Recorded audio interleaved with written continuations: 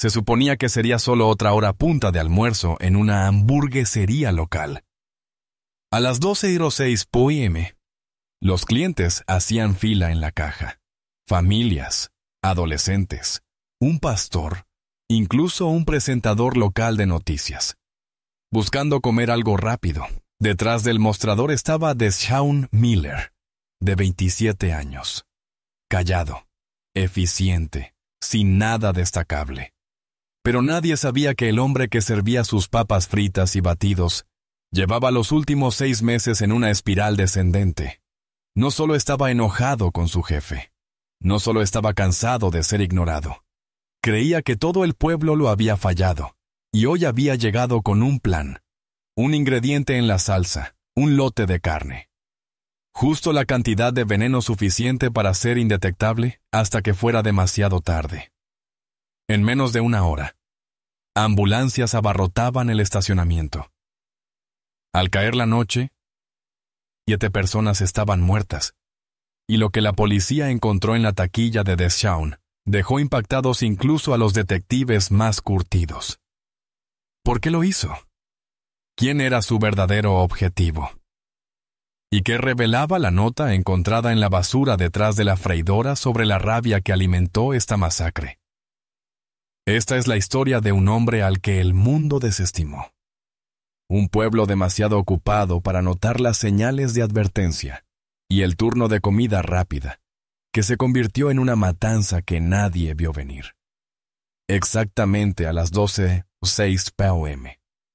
La fila en el Burger Basket se extendía más allá de las puertas y rodeaba la mitad del edificio de ladrillo rojo. Gallows Creek, Georgia, no estaba acostumbrado a multitudes así, no en una hamburguesería y menos un miércoles. Pero era el primer día cálido de las vacaciones de primavera, y el pueblo había salido a la calle. Madres cargando niños pequeños en la cadera, estudiantes recién salidos de la clase de gimnasia, un pastor juvenil invitando a su grupo de estudio bíblico. Incluso la secretaria del alcalde, aún con su gafete del condado, miraba el reloj. Dentro, el olor a grasa chisporroteante se mezclaba con la dulzura azucarada de las sodas de máquina. Las freidoras silbaban. La máquina de batidos zumbaba. El altavoz sobre el mostrador crepitaba con números de pedido y disculpas. Era ruidoso, húmedo, caótico. Pero de alguna forma todo marchaba como un reloj. Detrás del mostrador estaba Deshaun Miller. Llevaba la visera roja estándar y el mismo delantal negro que los demás. Pero había algo diferente en él. Se movía con una calma inquietante mientras los otros empleados corrían, dejaban caer vasos, gritaban entre ellos, se secaban el sudor. Deshaun nunca rompía el ritmo. Volteaba hamburguesas, servía salsa y entregaba comidas con una cortesía que parecía ensayada. Lo que nadie sabía era que el reloj ya había empezado a correr. Para cuando comenzó la hora punta, Deshaun ya llevaba más de 6 horas trabajando. La mayoría de empleados ni siquiera sabían que había llegado tan temprano. Pero ahí estaba, impasible, concentrado. En cada bandeja de papas que salaba, en cada hamburguesa que armaba, viajaba algo invisible, algo claro, insípido, que nadie notaría hasta que fuera demasiado tarde. La fila no disminuía. Al contrario, crecía mientras llegaba el pico del mediodía.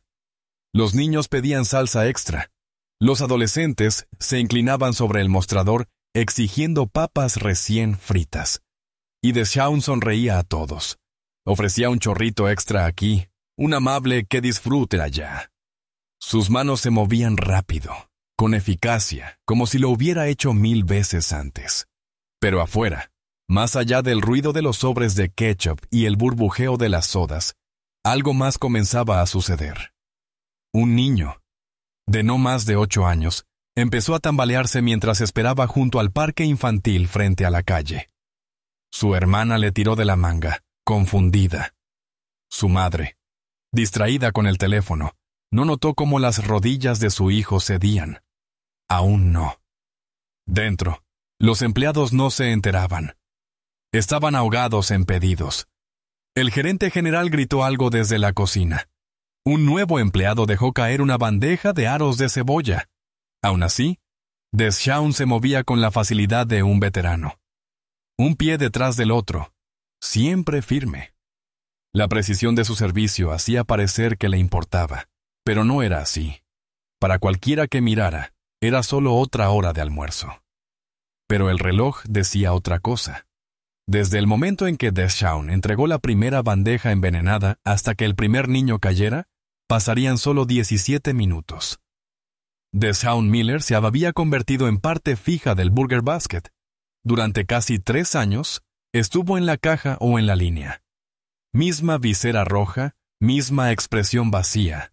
La mayoría de los clientes no sabían su nombre. Algunos habituales recordaban su rostro. Ninguno pensó en mirar más de cerca. Tenía 27 años. Alto, delgado. Siempre bien afeitado. El tipo de hombre que se mezclaba tan bien que se volvía invisible. Nunca se quejaba. Nunca llamaba enfermo. Nunca llegaba tarde. El primer año, la gerencia lo elogiaba como confiable. Un par de manos seguras. Pero la confiabilidad no atrae atención, y Deschamps no la quería. Sin embargo, últimamente algo había cambiado. Las amonestaciones empezaron 6 meses antes. Cosas pequeñas, un conteo de salsa incorrecto, una bandeja mal etiquetada, un gafete olvidado. Nada que gritara empleado problemático, pero suficiente para crear un historial. La verdadera ofensa llegó cuando el gerente regional visitó y ofreció el puesto de subgerente a otra persona. Una estudiante de secundaria de 17 años que llevaba apenas 6 semanas trabajando allí. Rubia, alegre, ruidosa. Llamaba a Deschamps de, como si fueran amigos. No lo eran. Después de eso, Deschamps dejó de comer en sus descansos. Empezó a sentarse en el almacén, en vez de en la sala de descanso. Dejó de conversar. No más saludos a los compañeros. No más que tengas buena noche. Cuando los clientes intentaban charlar en la caja, él solo miraba fijamente, esperando a que terminaran. Si le preguntaban cómo estaba, respondía bien, sin parpadear. Los compañeros lo notaban, pero no preguntaban. No era algo personal. Todos asumían que estaba cansado, quizás sobrecargado. Ese es el problema con personas como Deschamps. No hacen ruido cuando se rompen. Solo se fracturan en silencio. La gerencia no hizo seguimiento. Su horario siguió igual. Sus tareas siguieron igual. En los registros, seguía funcionando. Nadie revisó su salud mental. Nadie le preguntó si necesitaba ayuda. Nadie siquiera lo apartó para preguntarle por qué parecía no haber dormido en semanas. Pero Deschamps lo notaba todo. Veía quién recibía más horas, quién se iba temprano sin consecuencias, quién reía demasiado fuerte cuando él pasaba. Observaba cómo la nueva subgerente recibía comidas especiales, cómo sus amigas se quedaban junto al mostrador bromeando y charlando mucho después de haber terminado de comer. Los oía susurrar. Captaba sus miradas de reojo. Recordaba cada una de ellas. No hubo arrebatos, ni amenazas, ni colapsos. Solo una lenta y constante retirada, como si alguien fuera cerrando una cortina, centímetro a centímetro, hasta dejar la habitación a oscuras. En casa, las cosas no iban mejor. La renta estaba atrasada. Le habían cortado el teléfono más de una vez. Había solicitado otros trabajos, repartos, incluso un puesto de mantenimiento en una iglesia cercana.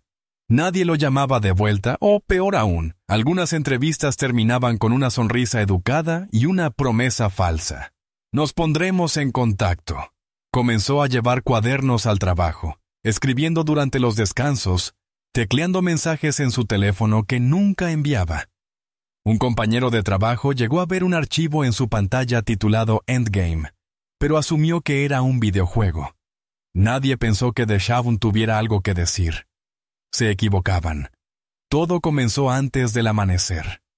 A las 5:47 am. Exactamente, Las cámaras de seguridad registraron a Deshaun Miller entrando al Burger Basket. Las luces del restaurante aún estaban apagadas. El estacionamiento estaba vacío. Solo aparecía su silueta. Mochila colgando baja, hombros encorvados, avanzando con determinación. Usó su tarjeta de acceso. No sonó ninguna alarma. Deshaun era uno de los 4 empleados de confianza para abrir el local, y esa mañana se ofreció voluntario para comenzar temprano. Dentro, pasó de largo la estación de preparación frontal y se dirigió directamente al congelador industrial. Una cámara captó el momento en que se agachó tras las estanterías de carne y sacó algo de su mochila. Varios pequeños frascos transparentes, sin etiqueta, cuidadosamente sellados. No se apresuró. En los siguientes 27 minutos, Deshaun pasó del congelador al almacén de secos y luego a la cocina principal. Encendió las freidoras, precalentó los hornos, desinfectó superficies. Todo parecía normal hasta que llegó a la estación de salsas.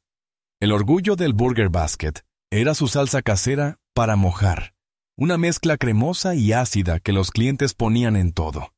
Se preparaba por lotes cada 2 días. Se mezclaba fresca y luego se repartía en botellas exprimibles durante la jornada. Esa mañana, Deshaun se quedó de pie frente al enorme recipiente industrial y lo removió lentamente. Luego, metió la mano en el bolsillo de su delantal y vertió un líquido espeso e incoloro de uno de los frascos. Las cámaras lo muestran mezclando durante exactamente 2 minutos. El veneno se distribuyó de forma uniforme. La textura no cambió. El color siguió igual. No hubo humo, burbujas ni señales visibles. Selló el recipiente. Limpió la paleta mezcladora. Pasó un paño por los bordes y se alejó. Cuando el resto del equipo llegó alrededor de las 6:30 am, todo estaba perfecto. La cocina lista, los temporizadores ajustados, la salsa preparada. Nadie preguntó por qué Deshaun ya estaba sudando. Nadie cuestionó la bolsa escondida bajo la mesa de preparación. Nadie revisó las cámaras. A las 11 la tienda abrió sus puertas. Los primeros pedidos fueron desayunos normales. Combos con croquetas de papa, café con extra de crema. Pero pronto la fila comenzó a crecer y la salsa empezó a correr. Un chorrito aquí, un poco sobre un sándwich, una bandeja con extra para mojar. Deshaun nunca olvidaba quién pedía qué. Trabajaba en la línea de montaje con precisión quirúrgica. Incluso cargaba él mismo ciertos pedidos, evitando que la nueva empleada, la adolescente, manejara las salsas. Dijo que así era más rápido. Nadie discutió. Para el mediodía, ya habían atendido a casi 30 clientes. La mayoría pidió comidas con la salsa de la casa. Algunos pidieron más, otros la recibieron sin pedirla. Y aún así, nadie sintió nada. Ese era el horror, el silencio, la espera. El veneno no actuaba de inmediato. No hacía que nadie soltara la comida ni gritara de dolor. Entraba en silencio. Se tomaba su tiempo. Esperaba a que se fueran. Los primeros síntomas empezaron como calambres estomacales, un ligero mareo. Luego llegó el vértigo, el sudor frío, los temblores.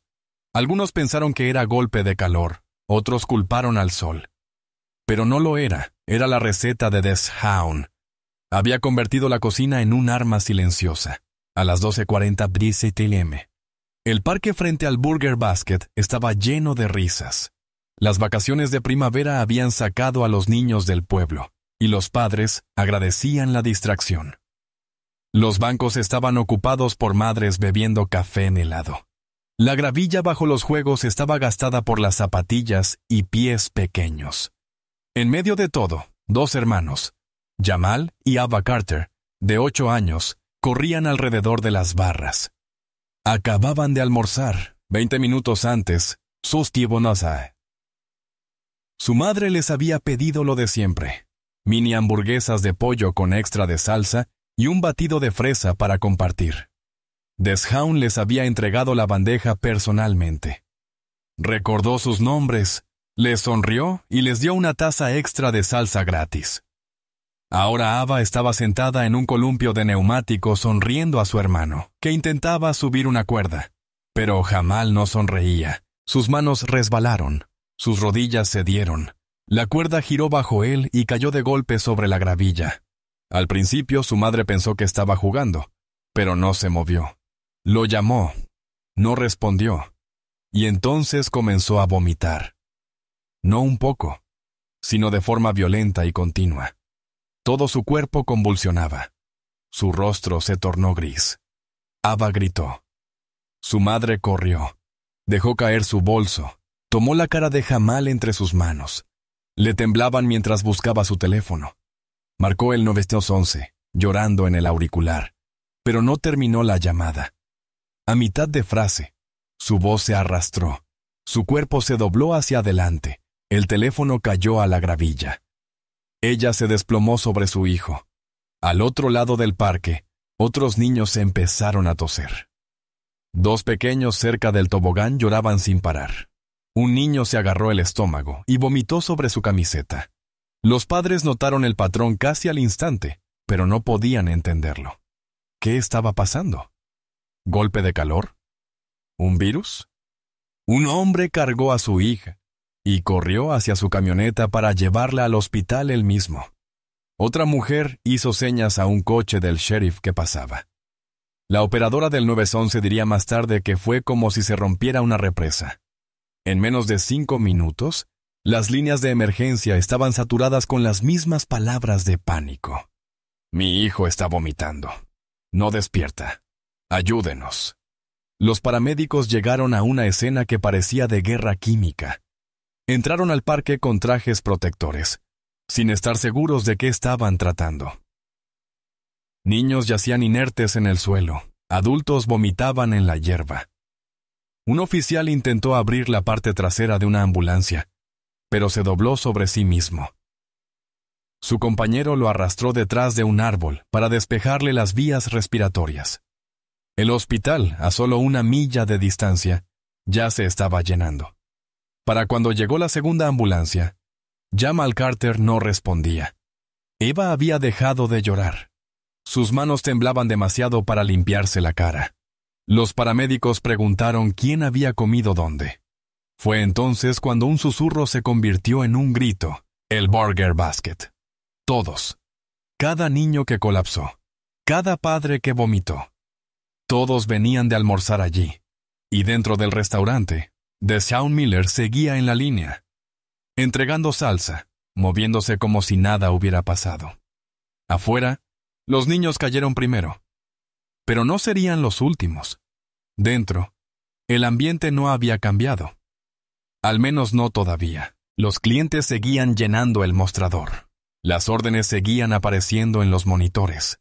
La fuente de sodas no dejaba de zumbar. Desde fuera, todo parecía normal. Pero Deshaun ya había dado el siguiente paso. A las 12:52 p.m., caminó hasta las puertas de vidrio y giró el cerrojo manual. El suave clic del metal pasó desapercibido para clientes y compañeros. Cuando la cajera adolescente preguntó por qué cerraban con llave, Deshaun respondió: «Solo por seguridad». Luego sonrió. Nadie lo cuestionó. Detrás del mostrador, el personal estaba demasiado abrumado para pensar con claridad. La fila no había disminuido desde el inicio de la hora. Las papas se quemaban. Los batidos se derramaban. La nueva subgerente estaba desesperada por el temporizador del autoservicio. Y Deshaun, sereno, centrado, parecía el único que evitaba que el caos se desbordara. Pero no estaba salvando el día. Estaba sellando su destino. Tras cerrar las puertas, siguió su turno con una precisión inquietante. Tomó el control de la estación de salsas, armando pedidos más rápido que cualquiera. Ofrecía llevar las bandejas a los clientes que esperaban, y para unos pocos selectos, los que reconocía, añadía algo extra. Una taza de salsa aquí, una doble porción allá. Incluso halagó la corbata de un hombre antes de entregarle un batido que él mismo había preparado. Afuera, Un camión de bomberos pasó a toda velocidad. Sirenas encendidas. Una madre golpeó el vidrio con ambos puños, gritando que alguien llamara a una ambulancia. Pero los clientes dentro apenas levantaron la vista. Gallows Creek era un pueblo tranquilo, y las sirenas fuertes no siempre significaban peligro. Cuando un compañero notó que algo iba mal, al darse cuenta de que la cerradura no debía estar activada en horario abierto, ya eran las 1:09 p.m. Para entonces, era demasiado tarde. En el turno de Deshaun ya habían servido 28 personas. 11 recibieron comidas con la salsa contaminada. Algunos eran familias, otros clientes habituales, otros simples desafortunados. De esos 11, Deshaun manipuló personalmente 9 bandejas. Nunca perdió el ritmo. Nadie notó que no había hecho pausas. Nadie vio que no había comido nada en todo el día. El calor de las freidoras hacía sudar a todos, así que nadie cuestionó el anillo húmedo en su cuello. Los gritos desde la parte trasera hacían difícil oír, así que nadie notó su silencio. Era invisible otra vez, tal como había planeado. El restaurante se convirtió en una olla a presión. Puertas cerradas, pedidos acumulándose, sin que nadie comprendiera que la tormenta ya había golpeado. Algunos clientes empezaron a moverse incómodos en sus asientos. Un adolescente se agarró el estómago. Una mujer corrió al baño con la mano en la boca. Un niño se quejó de dolor de cabeza. El Hospital Regional de Gallows Creek no estaba preparado para una catástrofe masiva. Con solo 6 camas de trauma y una docena de enfermeras, estaba diseñado para accidentes de tráfico, cirugías menores y picos de gripe estacional. Pero a la el área de triaje parecía un campo de batalla. Pacientes llegaban desplomados en asientos de auto, cargados por padres desesperados o tambaleándose por sí mismos. Llegaban jadeando, vomitando, sudando. Niños inconscientes. Adultos colapsando antes de explicar qué pasaba. Una enfermera, sin saber si era un brote o un derrame químico, cerró las puertas automáticas y llamó al médico de guardia con las manos temblorosas. En minutos, la sala de espera estaba desbordada. Padres gritaban en el mostrador. Los teléfonos no dejaban de sonar. Un niño pequeño comenzó a convulsionar en brazos de su madre, mientras un hombre de unos 30 años se agarraba la garganta, con los ojos en blanco. Las enfermeras trabajaban sin descanso tratando síntomas que no podían explicar: hemorragias internas, dificultad respiratoria, vómitos incontrolables. Fue una enfermera llamada Rachel Kenny quien vio la conexión. Atendió a un niño de 10 años llamado Brian que se había desplomado en el parque. 20 minutos después, reconoció el nombre de su hermana en otra ficha. Luego llegó un tercer paciente, una mujer de 20 años, que también mencionó haber almorzado en la misma zona. Rachel marcó sus ubicaciones: a una cuadra del parque, a una cuadra del Burger Basket. Llamó a un residente de segundo año. «Estos niños», susurró. «Todos comieron en el mismo lugar». El médico la miró. Un cuarto paciente llegó, con labios azules, inconsciente, y el patrón encajó. El Burger Basket. A la 1:32 p.m. Se llamó al departamento de policía de Gallows Creek. Se pidió a los oficiales acudir de inmediato y con precaución. Los primeros reportes hablaban de posible contaminación alimentaria, quizá accidental, quizá no. Pero para entonces, 2 pacientes ya habían muerto. Una niña de 9 años entró en paro en el pasillo, y sus padres fueron obligados a mirar desde detrás de un cristal. Un hombre de unos 40 murió en la ambulancia antes de llegar. 3 más estaban inconscientes, y otros 4 fueron conectados a respiradores. Dentro del restaurante, nadie había hecho la conexión todavía. Deshaun seguía sirviendo comidas, los clientes seguían pidiendo. Y sus compañeros seguían luchando por mantenerse al día. El aire estaba espeso de grasa y confusión. Una madre se doblaba sobre su mesa, agarrándose el estómago. Un adolescente dejó caer su batido y se deslizó lentamente contra la pared. Ninguno sabía aún la verdad.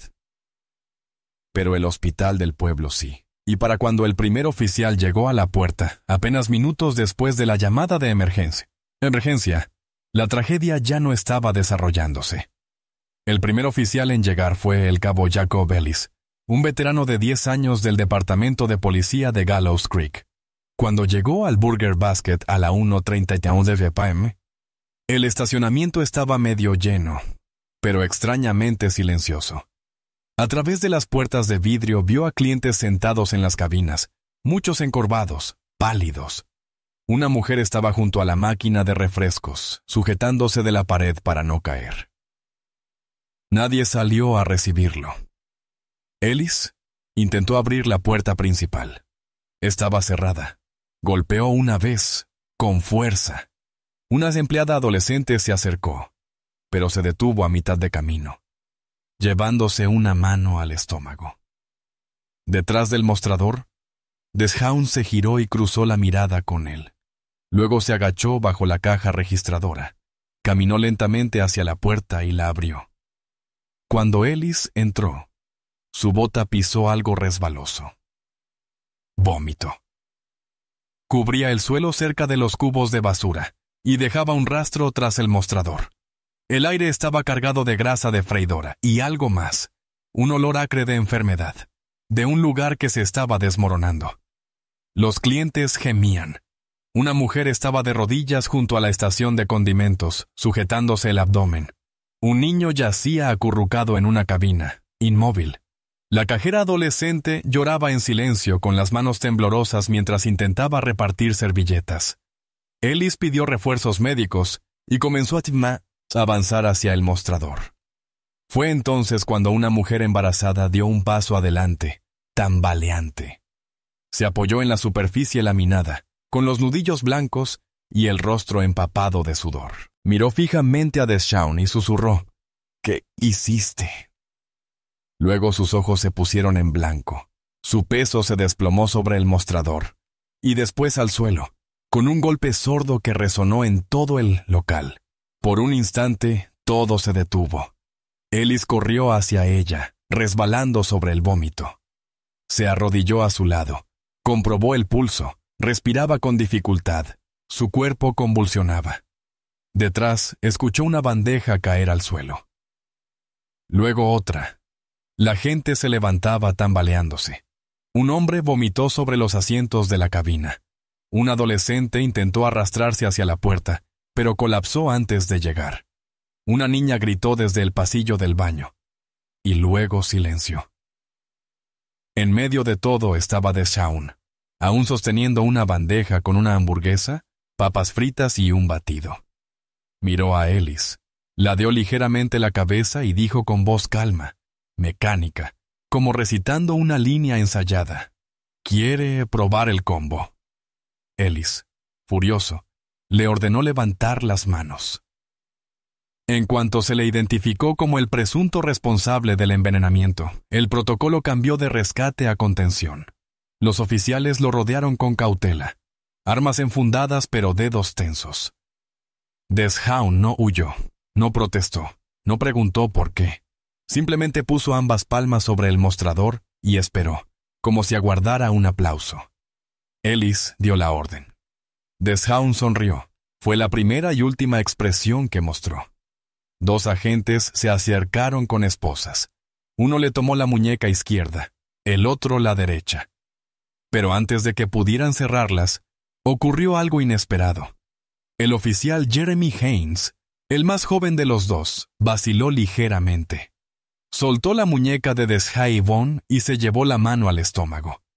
Su compañero pensó que era por estrés, hasta que Haynes se desplomó de rodillas, jadeando, con los ojos en blanco, convulsionando. Haynes había aceptado de Deshaun un pequeño vaso de papel con batido de vainilla, que él no quería desperdiciar. Sediento y distraído, el oficial había tomado un sorbo mientras esperaba refuerzos. Nadie le dio importancia entonces. Ahora estaba inconsciente. Otro agente lo arrastró a un lugar seguro, gritando por paramédicos, que todavía atendían a otras víctimas. Haynes recibió 2 inyecciones y oxígeno en menos de 90 segundos. Su estado era crítico, pero sobrevivió por poco. La escena estalló en confusión. No sabían si Deshaun se había contaminado o si aún era peligroso tocarlo. Se pusieron guantes de látex, sacaron un protector facial. Decidieron atarle las manos con bridas en lugar de esposas. Él obedeció sin hablar. Mientras lo sacaban, los clientes que seguían conscientes lo miraban con ojos nublados.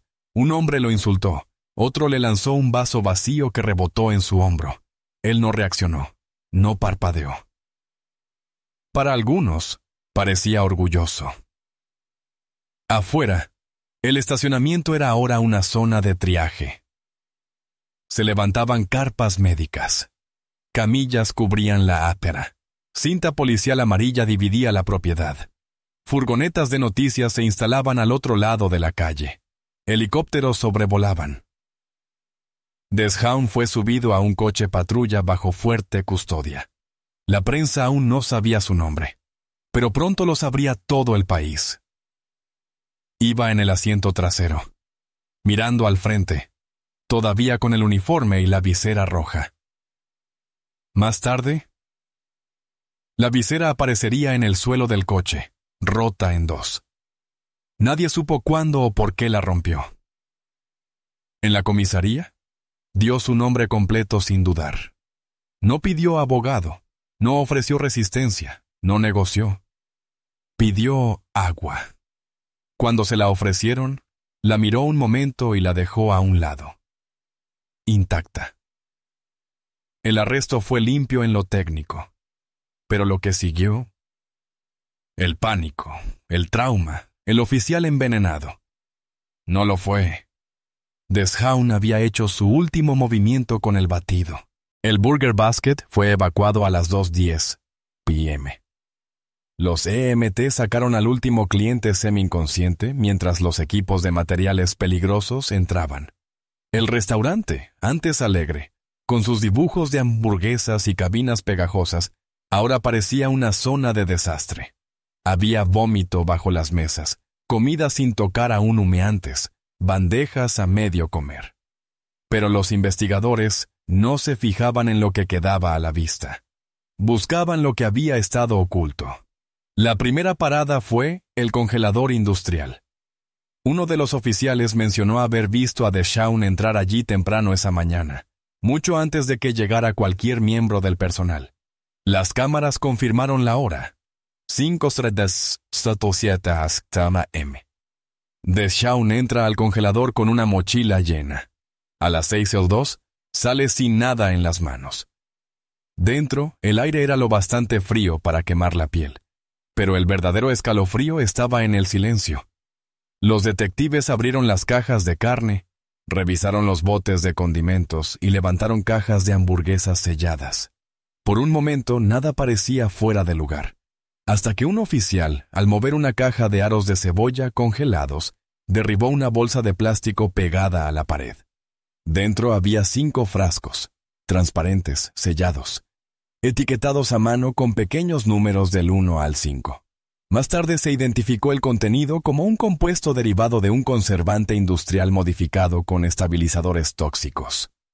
No era una mezcla natural, ni algo disponible en tiendas. Deshaun lo había sintetizado él mismo, o lo había conseguido, o por canales ilegales. En cualquier caso, era letal y rápido. Los frascos no eran lo único escondido. Justo detrás del ventilador de enfriamiento, encontraron un teléfono desechable prepago. Sin mensajes de texto, ni llamadas salientes. Pero en la carpeta de borradores, había 3 mensajes sin enviar con líneas de asunto que helaban más que el propio congelador. Objetivos, plana, adiós. Cada uno contenía listas con viñetas, nombres, frases cortas y direcciones. Todo organizado con eficiencia brutal. Una línea decía, siempre la salsa. Fácil, rápido, discreto.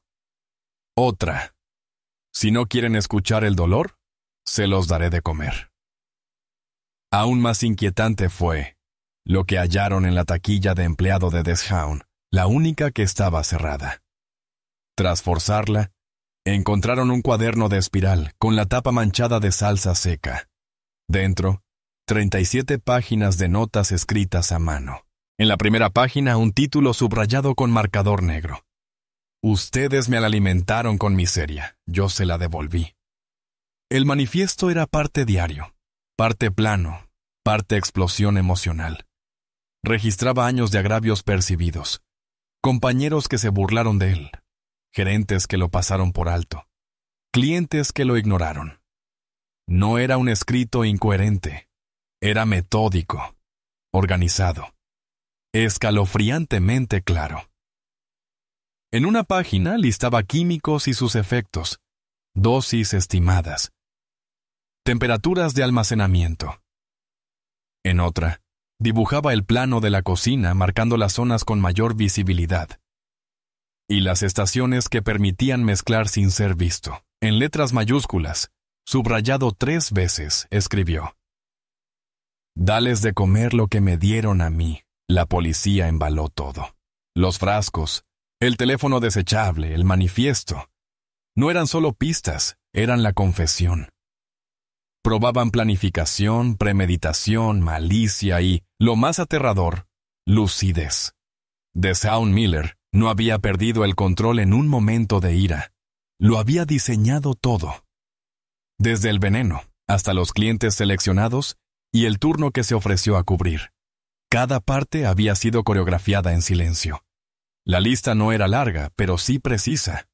Entre las últimas páginas del manifiesto estaba una columna con 17 nombres, todos en letras mayúsculas y marcados con tanta presión que la tinta había dejado surcos en el papel. El encabezado era breve y contundente. Los que merecen una prueba. Era más que una lista de objetivos. Era un registro de rencor. Un archivo de cada persona que, según Deshaun, había contribuido a su miseria. Junto a los nombres, anotaciones crípticas. Me humilló, mintió en la reunión, me llamó lento, rió delante de otros. Algunos nombres estaban subrayados, otros marcados con estrellas. 4 habían sido tachados por completo con la nota demasiado tarde. Los objetivos no eran desconocidos. El primero. Su gerente general. Devon Ree, el hombre que lo había amonestado 3 veces en 6 meses y le había negado un ascenso que le había prometido. Junto a su nombre, me sentó como si fuera un niño. El segundo. Carla N., la nueva contratada adolescente que obtuvo el puesto de subgerente. Una chica alegre recién salida de la preparatoria. Según las notas, Deshaun había escuchado cómo le decía a otro empleado que él solo miraba como un raro. Junto a su nombre, 2 estrellas. Luego estaba el pastor Gerald Knox. Su inclusión sorprendió a los investigadores. En el manifiesto había un relato detallado de un evento 2 años antes. Deshaun había solicitado un puesto de limpieza en la iglesia de Knox. Durante una conversación privada, el pastor expresó preocupaciones por estilos de vida no arrepentidos. Deshaun se marchó. Una semana después, el puesto fue para otra persona. Él creía que el pastor lo había delatado. Bajo su nombre escribió: «El odio santificado sigue siendo odio». También aparecía una profesora de secundaria, la señora Tessira Tilby, que según Deshaun, lo había acusado de plagiar un trabajo en 10º grado. Él lo negó. Ella lo reprobó de todos modos. El resto de los nombres seguía el mismo patrón. Un vecino que presentó quejas por ruido, una técnica de farmacia que se rió cuando él preguntó por antidepresivos, una mujer que lo llamó Don Nadie en la fila del DMV. Y lo más perturbador, los 17 eran clientes del Burger Basket. Cada uno. Deshaun conocía sus hábitos, qué días iban, qué pedían. Los había rastreado durante semanas o meses.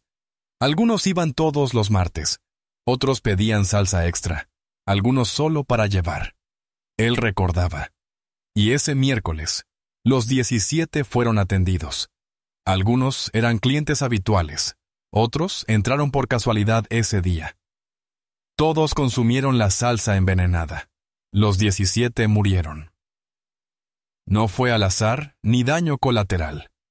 Fue una ejecución. La policía confirmó la coincidencia entre los nombres de la lista y los fallecidos. No era suposición ni casualidad. Deshaun había servido personalmente a cada uno, sin delegar, sin accidentes. Algunos nombres eran conocidos en el pueblo, otros no. Para él, todos eran piezas de un sistema que lo había roto, archivadas con el cuidado de un coleccionista. Su manifiesto no pedía disculpas, no culpaba a nadie más. Solo decía: recordé, observé, esperé. Luego cociné. Nunca se trató de causar caos. Fue venganza, no rabia. La sala de interrogatorios era fría por diseño. Mesa de acero, suelo de hormigón, una cámara en la esquina como un ojo que no parpadeaba. Deshaun Miller permaneció en silencio más de una hora antes de que alguien dijera una palabra. No se movía, no pidió abogado, no caminaba de un lado a otro, no hablaba. Solo mantenía las manos dobladas sobre el regazo y miraba la pared. Cuando por fin entró el detective principal, Deshaun levantó la mirada, pero no parpadeó. Respondió a las preguntas sin dudar. Sí, había llevado los frascos. Sí, había mezclado el veneno en la salsa. Sí, había cerrado las puertas. No, no se arrepentía. Describió sus acciones como un chef describe una receta, con calma, claridad y sin disculpas. Explicó cuánto tiempo había mezclado, qué pedidos había tocado, qué bandejas había entregado él mismo. La lista coincidía con las cámaras de seguridad, con la lista de víctimas y con los informes forenses. Sabía exactamente lo que había hecho. Cuando el detective le preguntó por qué lo hizo, Deshaun no se inmutó. Pero el momento que quedó grabado en la memoria de los investigadores no fue su confesión, sino algo que ocurrió al final. El detective le preguntó si quería algo antes del traslado. Deshaun negó con la cabeza. Luego, casi de forma casual, hizo una última solicitud. Una comida del Burger Basket. La sala quedó en silencio. El detective, atónito, le pidió repetirlo. Deshaun lo miró fijamente y dijo: «Quiero una hamburguesa de mi tienda.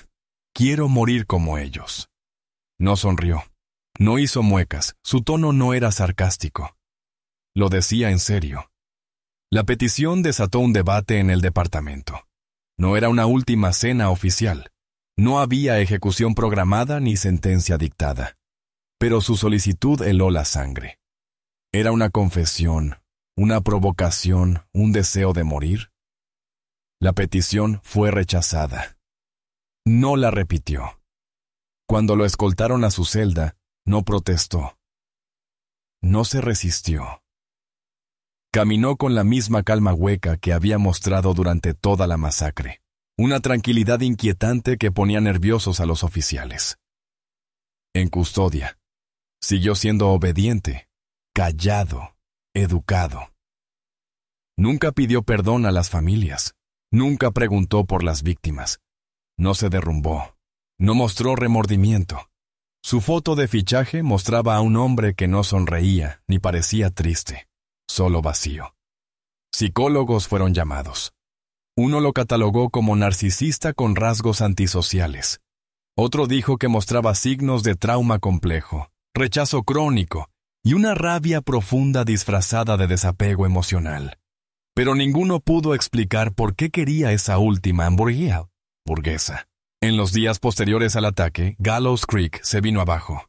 Lo que antes era un pueblo sureño tranquilo, famoso por sus festivales de primavera y comidas comunitarias, se convirtió en el epicentro del miedo, la paranoia y la desconfianza.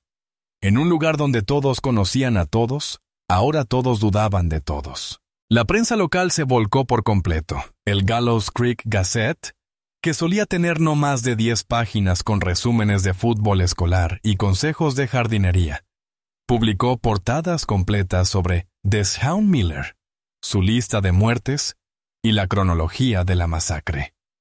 Un titular gritaba terror en la comida rápida. Otro simplemente decía, nos sirvió muerte. Pero la impresión no era lo bastante rápida. Los rumores se propagaron más rápido que los hechos. En 48 horas, las habladurías cubrían el pueblo como un incendio. Algunos decían que Deshaun había envenenado todos los restaurantes de la ciudad. Otros afirmaban que era parte de una secta o de un movimiento clandestino.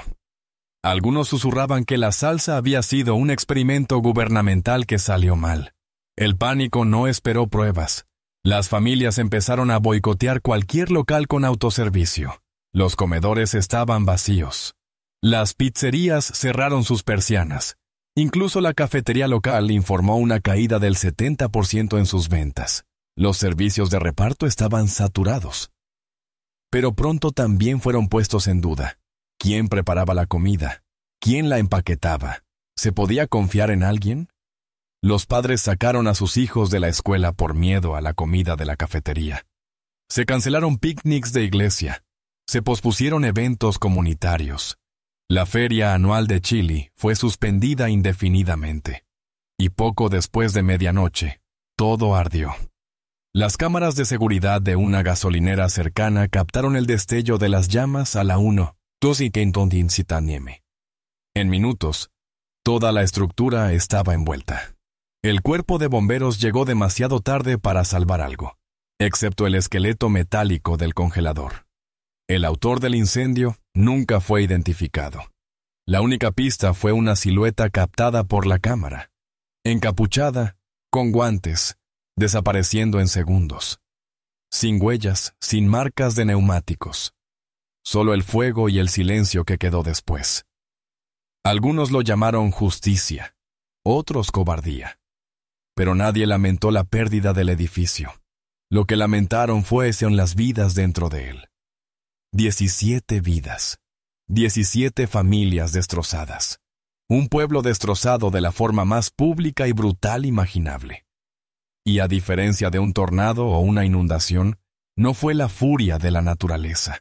Fue algo hecho por el hombre, metódico, personal. Las reuniones del ayuntamiento se convirtieron en discusiones a gritos. ¿Quién había conocido a Deshaun? ¿Quién había ignorado las señales? ¿Por qué la gerencia no intervino antes?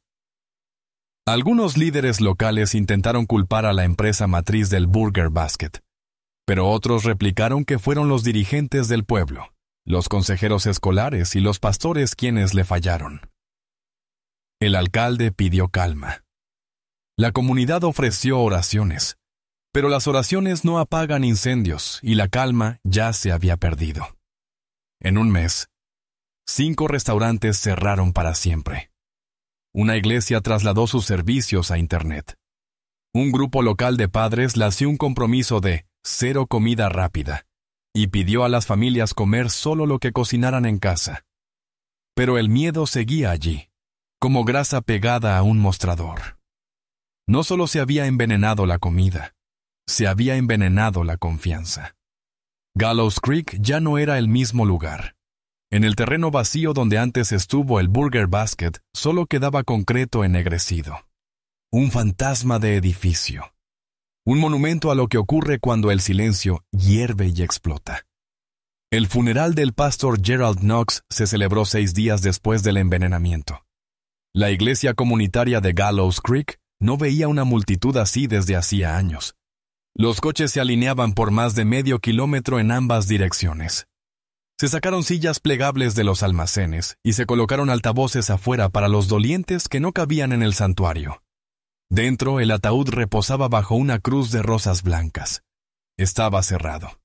El informe toxicológico confirmó que el pastor Knox murió de envenenamiento agudo menos de 1 hora después de consumir su almuerzo habitual. Doble hamburguesa con queso, extra de salsa, sin cebolla. Comió solo, en la misma mesa de siempre. Testigos recordaron que bendijo la comida antes de tocarla. Estaba muerto cuando llegaron los paramédicos. Tenía 58 años. Padre de 4 hijos, muy respetado y querido, salvo por Deshaun Miller. Para el pueblo, la muerte del pastor fue la herida más dolorosa. Había bautizado a cientos. oficiado decenas de bodas, visitado enfermos en plena noche. Sus sermones estaban llenos de calidez, humor y algún himno desafinado que insistía en cantar él mismo. En el funeral nadie mencionó a Deshaun directamente, pero su sombra estaba en cada susurro, en cada mirada temblorosa entre los bancos.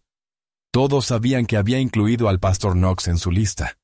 Todos sabían que no fue al azar. Algunos intentaban recordar si habían interactuado. Otros se preguntaban si el pastor lo había ofendido sin saberlo. La verdad salió a la luz esa misma semana, confirmada por el manifiesto y los registros de la iglesia. 2 años antes, Deshaun había solicitado un puesto de conserje en la iglesia. Fue rechazado. ¿El motivo? En una carta privada, el pastor Knox expresó preocupación por las elecciones personales de Deshaun y su posible conflicto con los valores de la iglesia. La negativa fue educada, pero para él no fue un simple no, sino una condena. Así que esperó, planeó, observó, y cuando llegó el momento, le sirvió al pastor una hamburguesa con la misma crueldad que él creía haber recibido. En el funeral, la tensión era palpable. Varios asistentes se desmayaron, no por enfermedad, sino por miedo. Una mujer gritó al ver una bandeja de comida en el salón de convivencia y exigió que se tirara. Otra pidió que se analizara el agua embotellada antes de beberla. La gente no lloraba solo al pastor, lloraba porque ya no podía confiar en su mundo.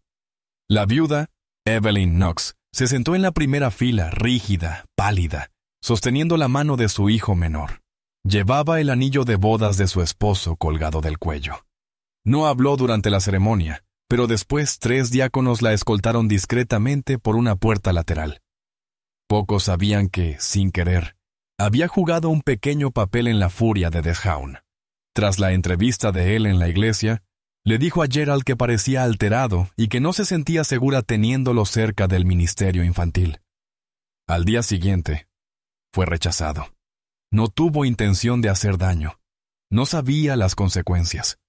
Pero ahora cargaba con un dolor doble. La pérdida de su esposo y la certeza de que su precaución ayudó a ponerlo en la lista. El funeral terminó con la campana de la iglesia repicando 17 veces, una por cada vida perdida en la masacre. Pero el silencio después del último tañido fue aún más fuerte. El pueblo lloró a su pastor y, entre lágrimas, resonó el eco de la venganza de Deshaun. Mientras Gallows Creek intentaba sobreponerse a la masacre del Burger Basket, los investigadores empezaron a revisar cada aspecto de la vida de Deshaun Miller. Sus rutinas, su huella digital, sus compras pasadas.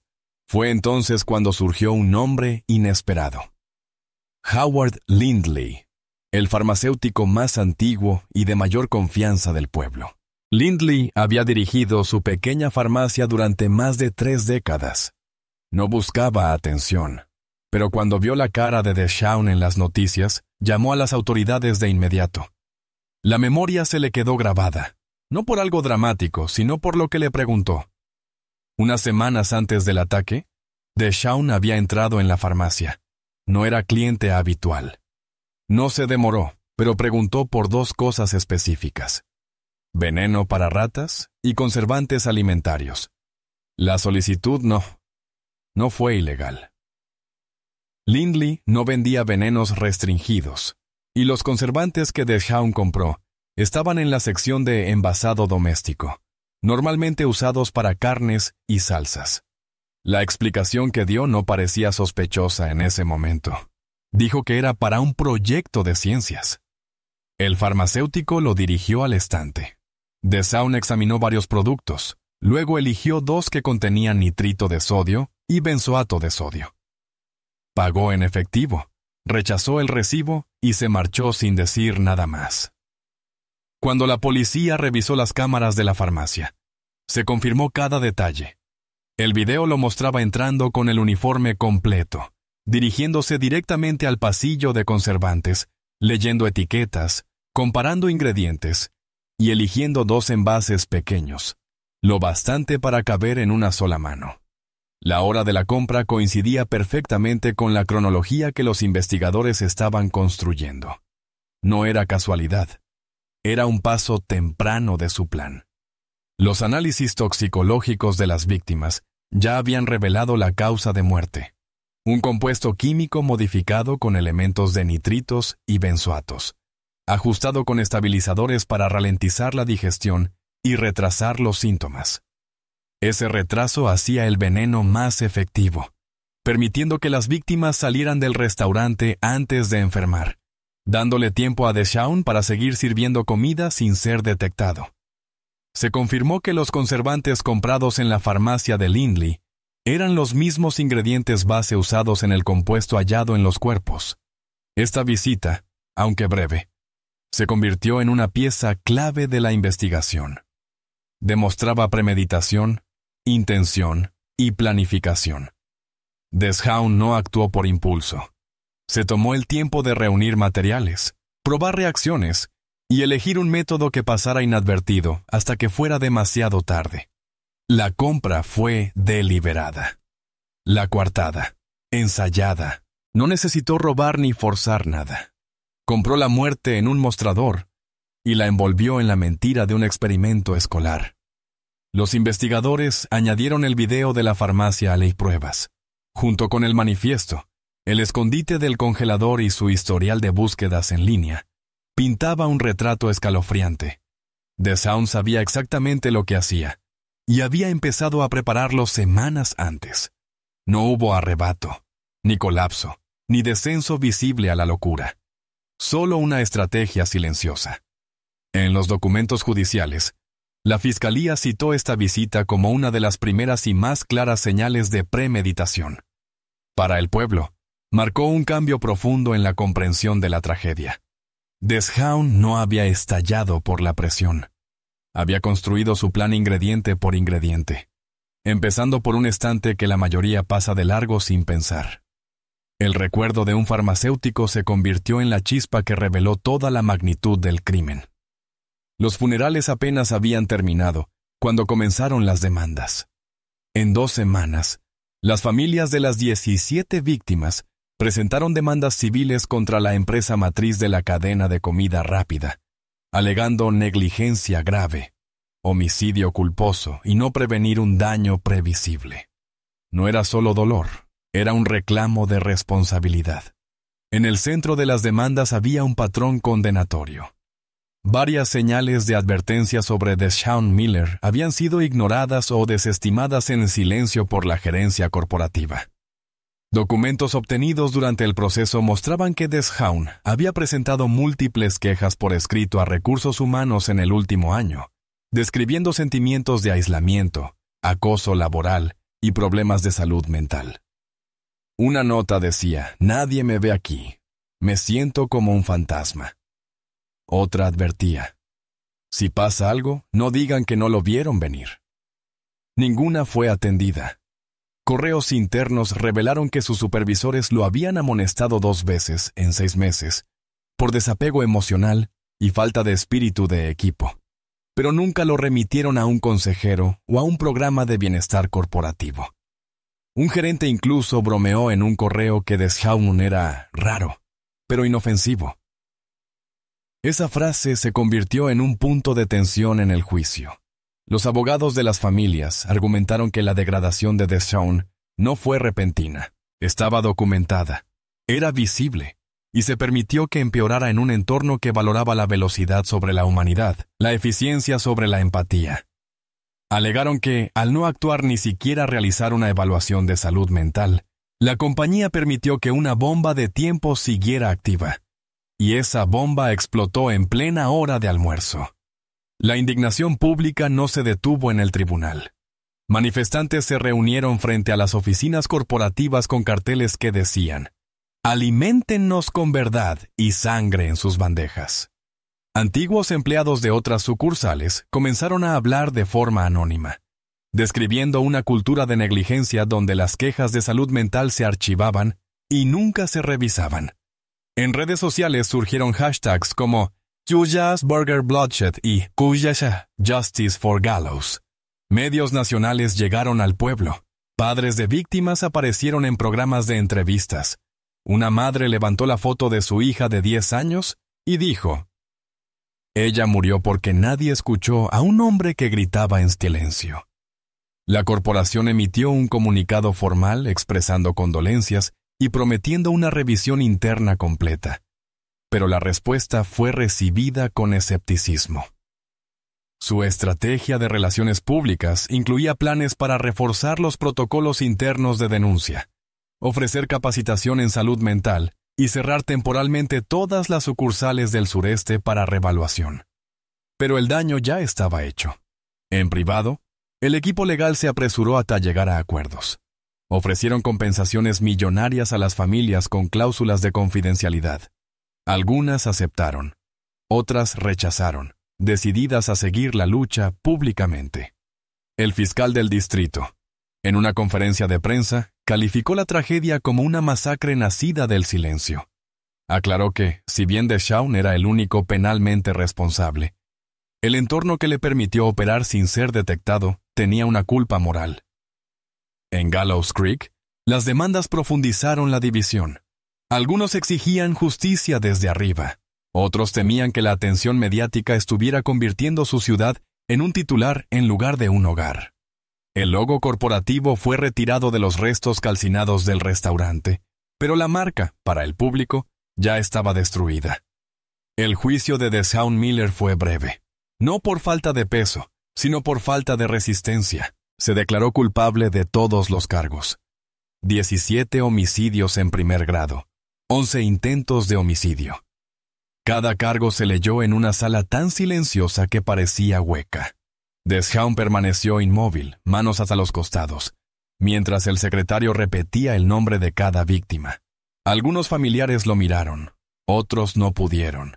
Y DeShawn no miró a nadie. La sala del tribunal estaba repleta. Víctimas, familiares, periodistas, vecinos que jamás habían puesto un pie en un juzgado, pero que vinieron para ver la justicia en acción. Algunos llevaban fotos enmarcadas, otros vestían camisetas con los nombres de los fallecidos. Una anciana, cuyo nieto había muerto en el parque, se sentó en primera fila con las manos temblorosas entrelazadas sobre el regazo. Cuando le preguntaron si tenía algo que decir antes de la sentencia, DeShawn se negó. Sin palabras finales, sin disculpas, sin explicaciones. El juez, un hombre conocido por su compostura, hizo una pausa más larga de lo habitual antes de hablar. Su voz no se elevó, pero sus palabras cayeron como piedra. Llamó al crimen un acto de devastación diseñada y a DeShawn un hombre que no perdió el control, sino que le dio forma. Hizo referencia a la lista, al manifiesto, a los videos, a la calma, al silencio, y dictó la sentencia. 17 cadenas perpetuas consecutivas, sin posibilidad de libertad condicional, una por cada víctima, a cumplirse una tras otra. DeShawn no se inmutó. En la galería, alguien sollozó. Oh. Otro gritó. ¿Eso es todo? La tensión se rompió como vidrio. El juez pidió orden. Pero el momento ya estaba marcado. Algunas familias se abrazaron entre lágrimas. Otras salieron de inmediato, incapaces de soportarlo. La sala se había convertido en un reflejo del pueblo, fragmentado, dolido, furioso. Afuera, las cámaras captaron a DeShawn escoltado fuera del juzgado, esposado, en silencio, la visera roja desaparecida, el uniforme reemplazado por un mono beige de prisión, el rostro inmutable, ni frío ni altivo, solo vacío. En prisión, fue enviado directamente a confinamiento solitario. La razón oficial, seguridad. La no oficial, nadie quería comprobar qué podía seguir ocultando ese silencio. No recibió visitas, no respondió cartas, rechazó la comida durante 2 días y luego volvió a comer como si nada. Su celda permaneció impecable, sin escritos, sin dibujos, sin marcas en las paredes. Nunca pidió una Biblia, nunca solicitó noticias, nunca habló del mundo exterior. Para los guardias, dejó de ser una persona y se convirtió en algo que había que vigilar. y evitar. Los psiquiatras solicitaron entrevistas. Él se negó. Dijo que todo lo que quería decir ya estaba escrito. No hubo apelaciones, ni recursos, ni reconsideraciones. La ley había hablado. Pero para muchos en Gallows Creek, la sentencia no trajo cierre. No hubo disculpa pública, ni confesión en la corte, ni explicación del porqué. Solo un registro frío de nombres, y el hombre que los tachó. Algunas familias querían la pena de muerte. Otras querían olvidarlo. Ninguna de las dos cosas ocurrió. Deshaun Miller pasaría el resto de su vida en silencio, solo, tras gruesos muros de hormigón. Los años pasaron. Las estaciones cambiaron. Los niños crecieron. Pero Gallows Creek nunca siguió adelante del todo. El pueblo, antes conocido por su ritmo lento y su cercanía vecinal, se convirtió en un lugar del que se susurraba. Ahí fue donde pasó, ¿verdad? Los turistas dejaron de venir sin ir. Las familias dudaban en mudarse. Los precios de las casas cayeron. Pero lo que más se erosionó fue algo imposible de medir: la confianza. La industria de comida rápida prácticamente desapareció de Gallows Creek. Las cadenas que planeaban expandirse cancelaron permisos. Los restaurantes locales colocaron carteles: aquí no se sirve salsa. Una sandwichería organizó degustaciones comunitarias para demostrar que su comida era segura. No fue nadie. La comida, aquello que antes unía al pueblo, se convirtió en símbolo de lo que lo destrozó. En el primer año después de la masacre, cerraron 5 restaurantes más. Incluso negocios sin relación vieron caer sus ventas. Los padres preparaban almuerzos con extremo cuidado. Nada de compartir, nada de intercambiar en la cafetería. Las fiestas de cumpleaños dejaron de ofrecer comida a los invitados. Solo pastel precortado y empaquetado. El Burger Basket ya no existía, ni siquiera en memoria. El fuego destruyó su estructura, pero lo que quedó era más inquietante que cualquier edificio: una losa de concreto cercada al final de Main Street. Las malas hierbas crecían entre las grietas. La basura se acumulaba contra la valla. Algunos querían construir sobre ella, otros dejarla intacta. Finalmente, se llegó a un acuerdo. En el centro del solar se colocó una piedra conmemorativa, simple, pesada, sin adornos. En ella estaban grabados los 17 nombres. Sin lema, sin cita, solo la verdad. En memoria de las vidas perdidas. 12 de abril de 2023. La gente seguía dejando flores allí, fotos, cartas, pequeños objetos de un duelo que nunca sanó del todo. Cada aniversario, la iglesia hacía sonar su campana 17 veces. El eco atravesaba el espacio vacío como una herida que se reabría. Deshaun Miller seguía en confinamiento solitario, sin audiencias de libertad condicional, sin noticias públicas, sin entrevistas. Su caso aparecía de vez en cuando en clases de criminología o documentales de true crime, pero Gallows Creek se negaba a participar. El periódico local nunca volvió a imprimir su nombre después de la sentencia. Su familia se mudó en silencio. Su casa se vendió. Nadie hablaba de él abiertamente, pero el daño que dejó se susurraba en las rutinas diarias. En las aulas, los maestros guardaban EpiPens y kits para vómito al alcance. En las reuniones municipales, a los vendedores de comida se les sometía a inspecciones exhaustivas antes de recibir permisos.